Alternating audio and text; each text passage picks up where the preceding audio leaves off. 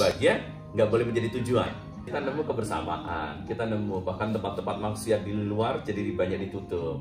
Nggak mungkin kita hanya sekedar membaca buku.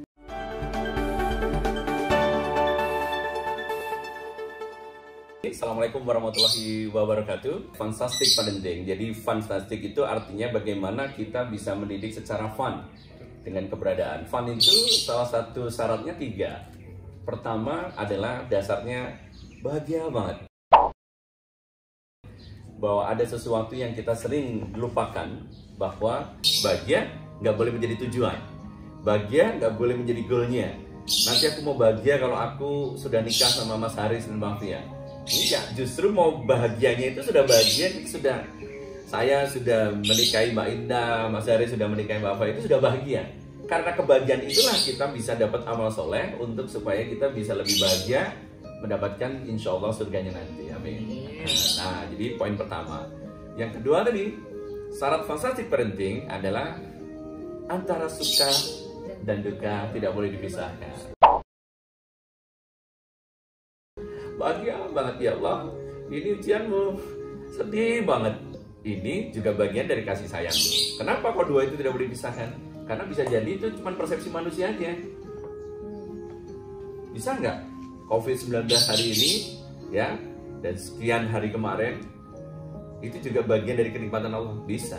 Apa buktinya? Tadi kita nemu kebersamaan, kita nemu bahkan tempat-tempat maksiat di luar jadi banyak ditutup, ya. Kita jadi banyak, ya, kalau saya sharing sama sahabat-sahabat dan saudara-saudara yang lain, doanya pada lama-lama sekarang. Benar. Jadi habis, ya, sholat itu nggak langsung cepet seret. Sujudnya lama kayaknya. Waduh, sampai begini. Padahal jelas bahwa itu adalah kenikmatan Allah. Artinya pelukan Allah itu baru hadir pada saat kita ini bisa berkomunikasi dengan Allah begitu lamanya. Jadi kadang-kadang kita jujur ya, sholat kita ini kadang-kadang hanya sekedar mengerjakan kewajiban. Kita itu bukan hanya Mas Haris dan Mbak Fia, mungkin saya, Mbak Indah, dan anak saya yang di sana ya bisa lihat. Nah, itu konteks itulah yang saya mengajak untuk kondisi yang seperti itu. Jadi dua itu. Dan yang terakhir, fantastic parenting itu adalah haus dan lapar punya kreativitas untuk mendidik keluarga kita.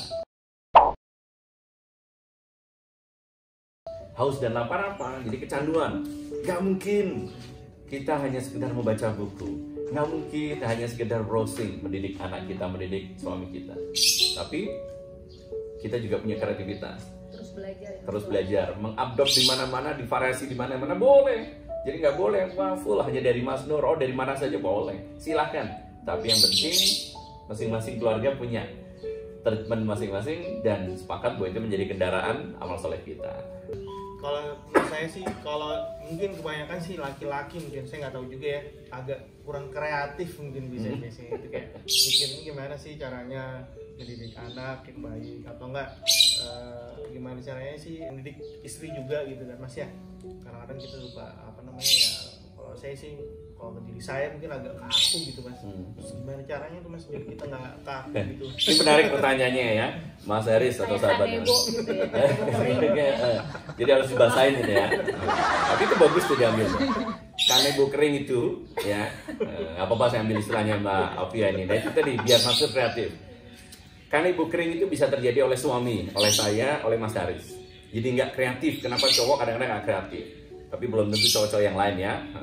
Mungkin kalau kreatif bukan terus cowok yang tapi intinya adalah yang maksudnya cowok kreatif itu biasanya yang paling mudah dibantu. Kenapa soal? Tadi yang sudah dibicarakan Mas. Karena diawali oleh ketakutan dan kekhawatiran seorang istri. Jadi kalau nggak ada kekhawatiran, suami nggak akan punya kreativitas.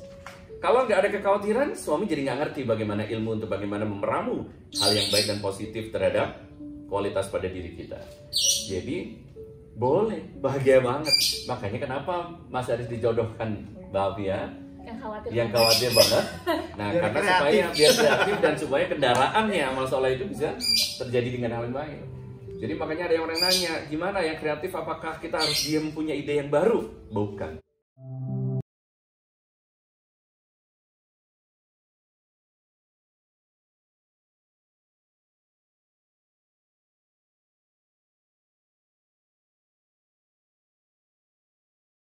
pertumbuhan itu jauh lebih baik daripada hanya bicara kesuksesan.